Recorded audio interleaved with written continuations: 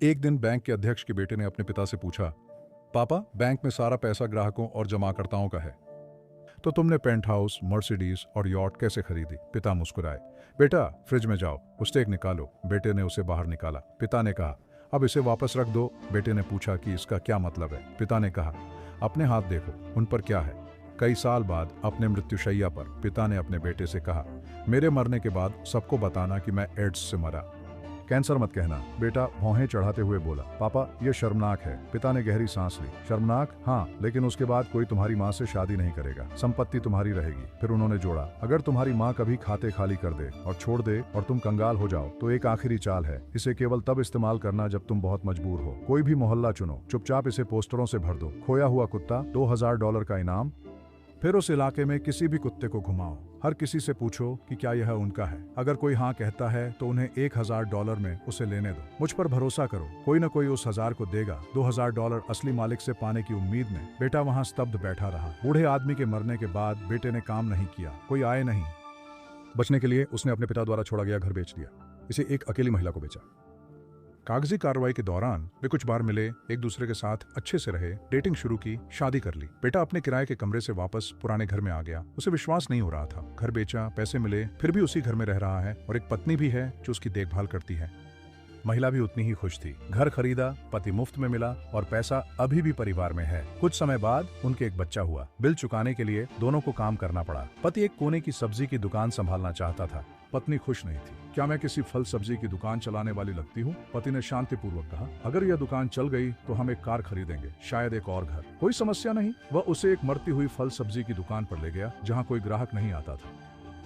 मालिक से पूछा कि क्या वह बेचेगा। मालिक ने कहा 20,000 न्यूनतम। पति ने तुरंत उसे $3000 दे दिए। यहाँ एक जमा राशि है, लेकिन मुझे एक चीज चाहिए। मुझे इसे 1 महीने के लिए परीक्षण के रूप में चलाने दो। अगर यह काम करता है तो मैं 30 दिन बाद तुम्हें पूरे 20,000 दूंगा, अगर नहीं तो 3000 उपहार के रूप में रख लो। मालिक ने सोचा, मेरी दुकान वैसे भी बंद है, कुछ नहीं के लिए 3000। मैं न कहने वाला बेवकूफ होता। उसने सहमति जताई। पति ने अपनी पत्नी की ओर रुख किया। दुकान अब तुम्हारी है, बस वही करो जो मैं कहता हूँ। हमारे पास कार और घर होगा। पहला कदम, अपार्टमेंट कॉम्प्लेक्स के हर निवासी को निवासी आईडी के साथ $5 की मुफ्त सब्जियां मिलेंगी। पत्नी ने कहा, हम पहले दिन ही पैसे खो देंगे। यह चारा है। उसने कहा, मुझे उनके $5 की जरूरत नहीं है, मुझे उनकी जरूरत है कि वे दरवाजे से अंदर आएं। दूसरा कदम, समय के साथ $600 की सब्जियां खरीदें, $100 का गैस गिफ्ट कार्ड पाएं। पत्नी ने भौं उठाई। यह एक बड़ा उपहार है। मैं ये कार्ड थोक में खरीदता हूँ, $85 प्रति कार्ड, लेकिन इसमें एक शर्त है, उन्हें हर बार कम से कम $25 खर्च करने होंगे और हर बार उन्हें इनाम के लिए केवल $5 का क्रेडिट मिलेगा। उसने इसे समझने दिया, तो उन्हें 120 बार वापस आना होगा। प्रत्येक यात्रा पर $25, कुल $3000 $100 का कार्ड प्राप्त करने के लिए। पत्नी की आंखें चौड़ी हो गईं। मैंने $85 खर्च किए एक ग्राहक को बांधने के लिए जो मेरे साथ $3000 खर्च करेगा। उसने कहा, यह नुकसान नहीं है, यह एक निवेश है। 2 महीने बाद जो दुकान पहले वीरान थी वह लगातार भरी रहने लगी। पति ने दूसरा चरण शुरू किया, वफादारी पंच कार्ड। 10 बार खरीदारी करें, $10 की छूट पाएं।